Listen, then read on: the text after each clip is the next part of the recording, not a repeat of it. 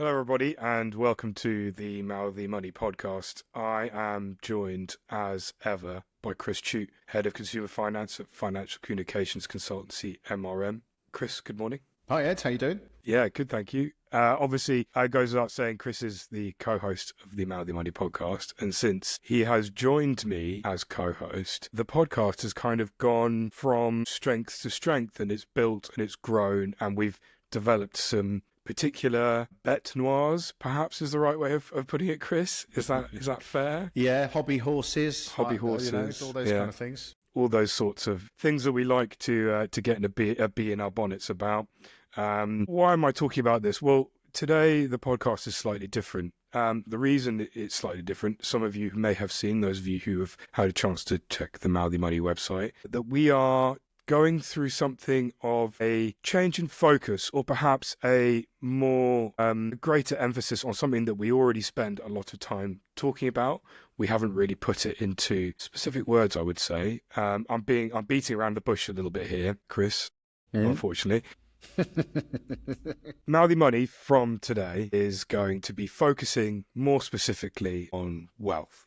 Now, what do I mean by wealth, and what about wealth? We are going to start focusing on why wealth matters, why you need to be building it, how you can spend it once you've got it, how to protect it, and all of the issues and problems that normal people, be they millennials, Gen Z, baby boomers, whoever it might be, Gen X, don't forget you Gen X, face in their normal lives in the pursuit of responsible, sustainable wealth building, wealth growth, all of those things that we talk about that ultimately lead to kind of the most basic of outcomes, which is a better life, a comfortable retirement, security in our old age, not having to worry about money every day. So I think there's a deeper thing here as well that we want to kind of drill into. And Chris, I know you've spent a lot of time thinking about this as well, because you're a part of this process. I have, Ed, and I'll be honest, I've reached the end of my tether with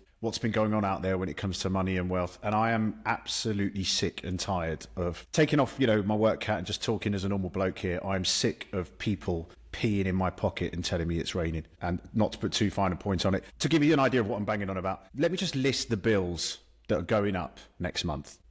Rail fare is going to be up 4.6%.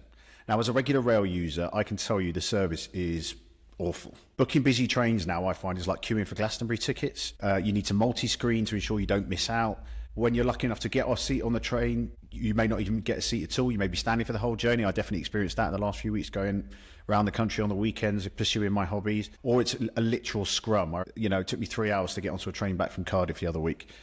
Because of cancellations, delays, and not being able to get on the bloody things. Energy bills are up again, up by another £100 per month on the typical bill, like they haven't shot up enough already as it is. Water bills up by an average of £120 a year. A utility that's been privatised and so badly mismanaged that Thames Water nearly collapsed recently and needed a bailout. How has that happened? Council tax, don't get me started on council tax. Councils, on the whole, underfunded and wasteful for years, and now many local authorities are teetering on the brink of collapse. And the only way that they can see forward now is to tax us more, and they can tax us by nearly 5%, 4.99% increase without triggering a referendum or a local vote, not to mention TV licenses, broadband, mobile phone contracts, blah, blah, blah, all going up, rate of knots. Then there's the context around sort of wider wealth here, and as a father and a family person, the UK has the highest childcare costs in Europe, according to the OECD. So it accounts for nearly a quarter of UK households' monthly income for those of us who have children. Mortgage rates remain high, rents are through the roof, not even to mention the cost of food, petrol, even the price of a pint. I paid £3 for a tea in a service station recently. £3, Ed, for hot water and a weak tea bag in the middle of a bloody motorway. Since 2021, the inflation rate has increased 22.4%. We can't sit here and pretend that hasn't had a massive, meaningful impact on every single one of us.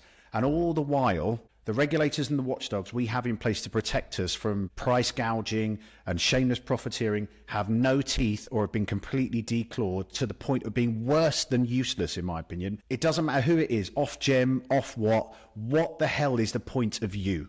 They are not active for us. In fact, they amplify the pain for me of being ripped off even more by pretending they can do something about it when they either can't or they won't.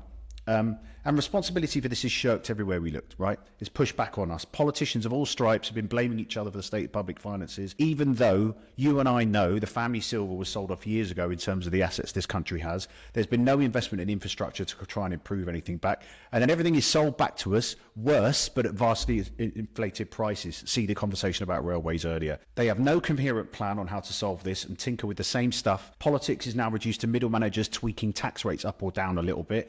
And I really hope Keir and co have some answers because they're relatively new in post. But I think in my heart of hearts, you and I both know they probably don't, right? And going back to the energy firms shrug their shoulders and then with one hand point to supply chain issues as to why they're hiking our bills. And then with their other hand, they hold out their palm again and wait for us to cross it with more and more silver. And yet they're getting record profits. I don't know if you saw the story that was flagged by Citizens Advice Bureau last year, but basically last week, but a policy failure meant that the owners of the UK's gas and electricity networks made £4 billion between 2021 and 2024. And meanwhile, household energy bill arrears hit a record £2.9 billion in the third quarter of 2024, according to the latest Ofgem figures. That to me is a whole new term when it comes to gaslighting. Record profits, a record arrears for people who are trying to struggle to pay these bills. And meanwhile, we are constantly told we need to find these solutions to these problems on our own as individuals. There's nothing we can do. We need to pass it on. You guys need to pay more and more and more and more. And I'm sure when I was growing up, one job was enough. Now both people in couples need to both work every hour God sends to make ends meet. Only then to pay the difference that they do make in exorbitant childcare costs to keep their jobs and make sure they're turning up every day. Not to mention the endless side hustles that we're forced to have to look at. Airbnb our own homes, all of our worldly belongings, coupon counting, penny pinching, looking at vouchers, all that kind of stuff. Forget inflation for a minute, Ed. Personally, I've had enough of expectation deflation that we've all had to endure. Things are going to get worse. You're just going to have to lump it. Oh, and by the way, you're going to have to pay more for it. So I know that nobody's going to dig us out of this mess. You know, I've seen enough, I've heard enough. If we can't beat them, let's treat them the same way they treat us. That's my take on it. And small savings, while good, they're not going to cut it. Based on that 22.4% I've just raised up from the last few years. We need to get serious and find ways to make each other wealthier. And that's the only answer, because when prices are hiked, they stay hiked. They never come down. Winning small money saving skirmishes are a great thing, but we need to win the war for our wealth. So I'm really pleased that we're changing the direction of travel of what we're doing on Mouthy Money. And we're going to start to speak to the companies and organisations. And we already have been to an extent, but we're going to ramp up on this. The companies and people in and around money that actually want us to win because it benefits them too. So we're going to try and come up with ways to, as you said, make us wealthier, keep up wealth, protect it. The sensible solutions that we can use in the system at the moment to make sure that we can keep up with this rapid neck-breaking change when it comes to our money. And I want to be loud and proud about that. And I'm looking forward to kind of getting stuck into it. So excuse my rant, Ed, but genuinely, I have this, reading those stories about where bills are going to go, I've had enough. It's too much.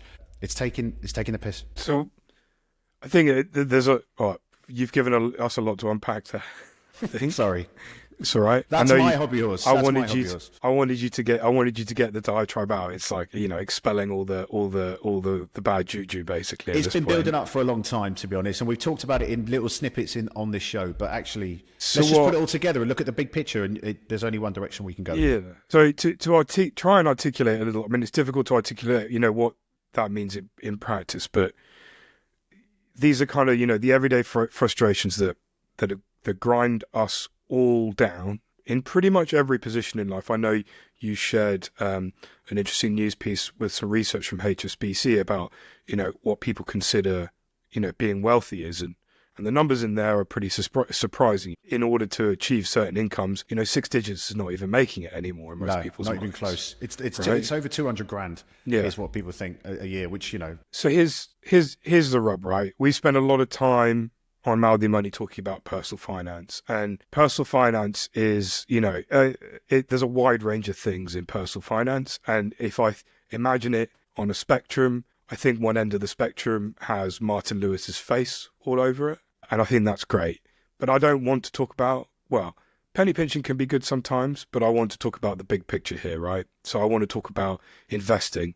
I want to talk about global economic trends and why they matter, why investing matters, why you need to be doing investing, what makes for successful investing, successful ways of investing, and how to structure that, how to even start investing. Just why putting £10 away a month is a starting point. Then I want to bridge the gap with pensions, where it's understanding that if you, dear listener, if you have a pension, you are an investor. And I hate calling pensions. I think we should call them, and I think we've discussed this before, pensions should be rebranded to like long-term success portfolios or something like that. We need to kind of completely rethink what we call them, because pension just brings to mind, granny and a granddad going to the post office and collecting their envelope of, change at the end of the week kind of thing, or whatever. Pension is the absolute core of what most people working today in the UK have as a vehicle to fund their retirements in the future. Sure, we have housing, but the first rung on the ladder to housing is getting higher and higher and higher by the day. It's not going to get easier. Even if prices aren't really going up at the moment, it's not getting easier. It's not going to get better anytime soon. The government's never going to build enough houses. It just isn't. Looking at pensions in that context, they are fundamental to working within the system as it exists and trying to promote success within that system, right? Where we're not saying we want to break the system here, because we don't have that power, but we do have the power to help people to use the system to their own advantage in order to maximize the best outcomes possible in a legal, long-term, sustainable and responsible way. Yeah, this isn't get rich quick, right, Ed? This is it is totally achievable for people on average incomes. You just have to have a plan. I always remember one of my favorite quotes from when I was a kid, and I used to be really into kind of, soldiers, and I had an uncle who was in the military, and my favorite thing he ever told me was, there's nothing more dangerous in the world than a second lieutenant and a map. And that's all we want to do, is we want to be the people who give you a map, and then you can go and you can find the route to that prosperity and happiness. And I know, because I feel it, I know you feel it, Chris. I live day by day penny pinching at my energy bill and being worried about why we get billed so much, for using water, when I, have absolutely no idea how we're managing to spend that much money on a water bill and all this kind of crazy stuff. And it's all really important to have that in context of, budgeting and making sure that the money that's coming in isn't exceeded by the money that's going out. That's kind of rule number one. But ultimately, we want to build on that. We want to look at how you build on that, how you make success in that, why that matters, why you don't want to end up in a situation where you're 70 years old and you have nothing to show for it, why you need to start now, why you need to get on with it. It's something I've believed in passionately ever since I started working in kind of financial journalism and all this kind of stuff. But I also think what's really important is not babying and not nannying and not treating people like they're idiots. We're all grown-ups here. We all have jobs. We all work hard for a living. So make that pay. Make that pay for what you want to achieve. And your goals could be whatever you want them to be. I don't really care what your goals are, actually. You could want to buy a Lamborghini, you want to go on a cruise. You could want to build, a garden shed that you can go and sit in when you're 75 years old and not have anybody disturb you ever, kind of thing. It doesn't matter. We just want to help you find a way to do it, right? And we want to help you find a way to define it too. Yeah, no doubt about it. Completely. We can sit here and it's that expectation deflation thing I was talking about. We can sit here and go, well, that's just not possible. And I think that's what exercises me so much is why? Why not? And I also work close enough with this industry to know that there are enough people out there putting good messages out there or we've got good strategies or good ways of trying to help you to achieve this. And not enough people are doing that. And if we sit here and wait, prices of everything's just going to keep going up. And eventually we're all going to get swallowed up by this. And the standard of living is going to fall across the board. And I think this happens at the top as well. You said it before, Ed, with regards to the government. I mentioned it before about the sort of tweaking the tax rate here and there. We need bigger, bolder plans about how they're going to make the UK wealthier as a nation. There's no point in just sort of arguing over ad infinitum over small policy tweaks. It's like, what's the big picture here? What's the plan? How are we going to drive forward in the new world and make this country wealthier? And I think that needs to happen on an individual level too, because it's going to be pushed back to us if we don't do anything about it to try and make sure we're able to do more. Now, I know it's not easy. I'm not sat here going, I've got all the answers. I definitely haven't. But what I would like is to be part of this community where we can try and explore what those answers may look like. And there are certainly ways that we can make ourselves better investors, be more sensible with our pension, understand our mortgage rates better, and how to manage those things more successfully, and crucially plan ahead with the knowledge of what we know is coming down the line directly from experts. So I think it's incumbent on us to try and challenge them a little bit more to get the kind of stuff that we want from them about how we're going to do this, how you guys can help, and if you can help. And if they can, then we'll speak to them and we'll put them in front of everybody in this community and try and make sure that they give us the kind of tips and tricks and ideas and strategies that we need to make that work. Yeah, and I think that thing about kind of expectation and that kind of, the thing that scares me the most is that we all just get bogged down in that kind of, counting the pennies out, and you can never see further forward than that. And there's no room for it. But there absolutely is room for it, and there should be room for it at every step of whatever journey you're on to make sure that you can achieve those kind of goals. And I think what we want to promote as much as possible is how you do that within the system as it exists today. But I also think I want us to challenge the system and say, this is, wrong. This is why we need change. This is what would work. And we want to gather ideas and opinions from people across the width and breadth of whoever it is, from financial services, government, wherever it might be, to discuss, how do we fix it? How do we fix problems like inflation? How do we fix problems like the energy crisis? Why does that matter? Why is that going to make us better off if we deal with these issues? And, what can you do to protect yourself against those issues while they're not being fixed? Because at the moment, they're not. Things aren't getting better. They're getting worse. If I think about all of the... Okay, so I went to university, Chris, in 2000 and... Dating myself here now. 2008, I started university. I started university as the banks were collapsing around us. And I was paying absolutely no attention to that whatsoever. But I was coming of age in a world that was dead, was gone. And the banks were dying and they were being bailed out by the government. And that started off a long series of events that has led us where we are today. When you think of the housing crisis, Brexit, COVID, energy crisis, cost of living crisis. Now we're in some sort of absolutely mad geopolitical, finger trap. It just keeps going, right? And nothing's getting better. I think we want to talk about why some of that is, but then also it's about transcending that, right? And deciding that, well, I can't let these crises and these issues in our lives that are affecting all of us define us. How do we get the better of it? What do we do? Yeah, it's the powerlessness, Ed, which is so dispiriting, or the sense of powerlessness that I think comes across, which is something's happened somewhere in the world, and so therefore there's nothing you can do about it. And actually, I don't buy into that. I never have, and I never will. It's like, okay, there are other things that we could do, and we're doing some of those things already. But ultimately, it does need to be, how are we going to respond to make sure that we are best positioned to make the absolute most out of everything we've got, and make that so that the wealth incurs and increases to the point where it can deal with these challenges. We can't just wait for the corner to come to us. We've got to run towards it, right? And then we can turn it, because we sat around waiting now since COVID for things to turn, and it feels like this is going to be deeper and longer. So I think we've had 10 years of minimal growth in this country now. 10 years, a decade. Is it more than that? Over a decade. I saw a chart today from he's an economist called, I'll put it in the show notes, economist from Peel Hunt called Callum Pickering, Peel Hunt did some research today that has mapped almost precisely, and I find this really interesting, and I'm sure we'll talk about this in the future, the start of our productivity decline in the UK, which is essentially the root cause of why we're not better off today, started in 2006. And they actually mapped that onto when, and this is a really interesting thing, which I'm sure we'll talk about in the future. I know you talked a little bit about energy companies before. The point at which the UK's productivity decline really started in earnest was 2006, at the same time when electricity availability in the UK started to really crunch, when we started having less access to cheap power. I find it really, really interesting, and I know we'll discuss that in the future. But yeah, no, and it goes back to this point about the infrastructure. 20 years. It's effectively 20 years. I mean, that's half my life. There comes a point where you have to wake up and smell the coffee, or not wait for some... And this is the other thing. We'll sit around waiting for some politician to glide into number 10 and to solve all our woes. We've got to play the cards as they're dealt, right? We have to now. We have to. And the more that we... people involved in this, people involved in financial services who have the best interests of people at heart, and they do exist, people. I've come across them. I've seen them. I talk to them. They are out there.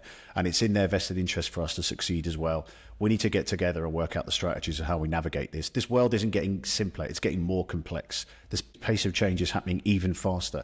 AI is coming for many jobs out there you can imagine, which is going to cause a further problem. So how can you make sure you're on the right side of that when it comes to the flip side of that? Even that energy discussion, if we're going to get stung on bills, where do I invest to make sure I'm getting some of that upside of those things, to make sure that it's offset and that I'm aware of that offset? This idea of just sitting there and letting events overtake us is complete antithesis to what I believe and how I think we should respond to this stuff. But I do think we can't sit around individually worrying about this stuff on our own. There needs to be more conversation, more loud budgeting, more strategies that we can all share that aren't buy this, click on this and sign up to my course on how I'm going to get you rich by selling snake oil. All of that crap is out there too and needs to be avoided. The right way to do things, the building blocks, the fundamentals, speaking to the people that know, drawing on your experience, Ed, which I know is vast in these types of things, and also my own, and seeing what we can do to try and make sure that we're not in this situation in 5-10 years time, let alone sitting around and waiting for another 20 years of decline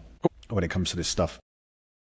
I would also like to try and strike an optimist's note here as well. And I look at what's going on in geopolitics today, right? And you look at it and it's just, it's torturous. It's almost psychotic. And it's basically unbelievable. You couldn't make it up, sort of stuff is happening. But the thing that I find that is so interesting is that it feels like our leaders and whoever they might be, I don't care about parties or whatever, it feels like we're in an inflection point now where bad decisions that have been perpetuated for years and years and years, or ways in which the world functioned, are very quickly no longer functioning in those ways. And decisions that have not been made, that have been dragged out for a long time. I'm not talking about just geopolitics here, I'm talking about a whole raft of things that have gone unresolved. It feels like a lot of those things might start resolving themselves, not because we want to, or it's, whatever, we're happy to do it. It's because now they have to. Now the realities of, 3% GDP on defense spending are real. And that means we have to make tough decisions about the way in which the state spends its money, whatever that might be. And, how the government manages our energy independence, how much, people get in terms of welfare from the state, or, the responsibility of citizens to the state, what we have to provide in terms of, we get all these benefits and rights and protections which the state gives to us. And this is fundamentally philosophical, issue. What do we have to give back to them in return? Right, we give back taxes, that's fine. Are taxes enough anymore? Are taxes enough at the moment? These are big. It's hard not to feel like we're in a similar sort of situation to where the world was in the 1930s, where big globe-defining changes were underway and things are happening out there that are, all too easy could sweep us away. But I also think are going to actually lead eventually through the pain to better days. That is my hope in the enormous amount of uncertainty that we live with today. Yeah, most certainly. And we need to make sure that we're as well positioned as possible to respond to those as they go. And that's it in a nutshell. Yeah. We can sit passively and wait for it to happen to us, or we can take steps ourselves with what we've got, our own money, our own influence, our own voice. And that's where things like, casting an optimistic note, as you mentioned, that's where things like the Mouthy Money community, things like where this podcast goes out, means access to this information has never been easier. And while that can be overwhelming, it can make people feel like, information overload and paralysis by analysis. Actually, if you hear the right voices, which hopefully we will get, we will put positive things out there and we'll get other positive people on to help us to achieve those things, then you are going to start to see progress. And when you start seeing progress, then you'll feel better, and hopefully that momentum will build, and that will start to create a bit more of a wave of optimism, because right now it's stagnated. I think it feels that way out there anyway. When I speak to my friends and everybody else, there's just this residual frustration at the mild end and anger at the broader end. That doesn't matter who we vote for and what we say, and we listen to all of these things, actually none of this is moving the way we need it to. Well, let's take that bull by the horns and, as I say, run towards that corner now, and then see what happens in the interim, and make sure that we're hearing all the right voices in order to make all the right choices. That's right. So just on a practical note before we finish off, in terms of what Mouthy Money is going to be doing on a day-to-day basis now that's different from what we were doing before, you'll find we're still doing a newsletter, still doing a regular podcast, all the kind of usual good stuff that anyone who's a listener or a reader of the website, who follows us on social channels.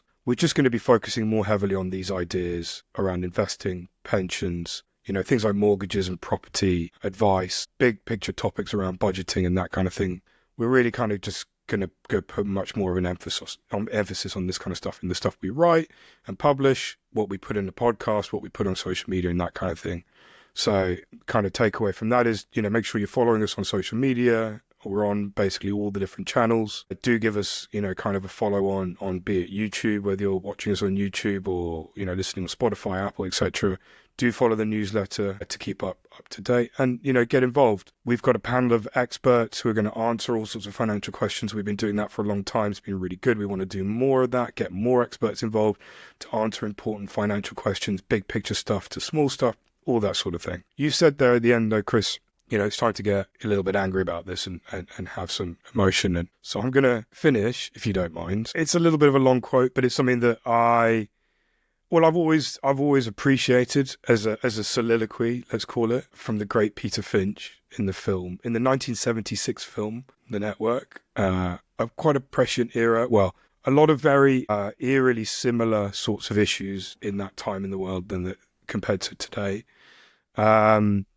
And yeah, so this is a kind of a diatribe, shall we say, from Peter Finch's character. And I'm just going to, if you permit me, Chris, I'm just going to... absolutely. I'm going to jump straight in and read it to you. So it goes, I don't have to tell you things are bad. Everybody knows things are bad. It's a depression. Everybody's out of work or scared of losing their job. The dollar buys a nickel's worth. Banks are going bust. Shopkeepers keep a gun under the counter. Punks are running wild in the street, and there's nobody anywhere who seems to know what to do. And there's no end to it. We know the air is unfit to breathe, and our food is unfit to eat, and we sit watching our TVs while some local newscaster tells us that today we had 15 homicides and 63 violent crimes, as if that's the way it's supposed to be. We know things are bad, worse than bad. They're crazy. It's like everything everywhere is going crazy, so we don't go out anymore. We sit in the house, and slowly the world we are living in is getting smaller, and we all say is, please, at least leave us alone in our living rooms. Let me have my toaster and my TV and my steel-belted radials, and I won't say anything. Just leave us alone. Well, I'm not going to leave you alone. I want you to get mad. I don't want you to protest. I don't want you to riot. I don't want you to write to your congressman, because I wouldn't know what to tell you to write. I don't know what to do about the depression and the inflation and the Russians and the crime in the streets. All I know is that first you've got to get mad. You've got to say, I am a human being, God damn it.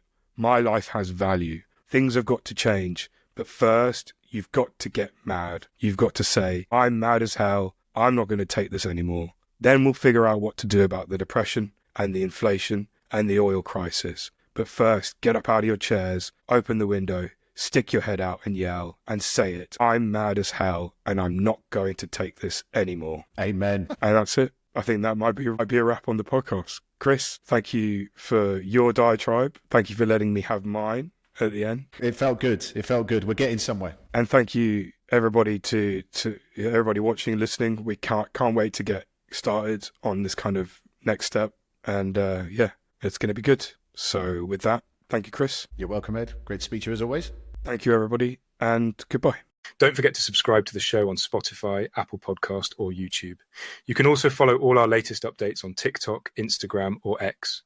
Finally, check out all our money stories on the Mouthy Money website and subscribe to our weekly newsletter for all the latest straight to your inbox. Thank you and goodbye.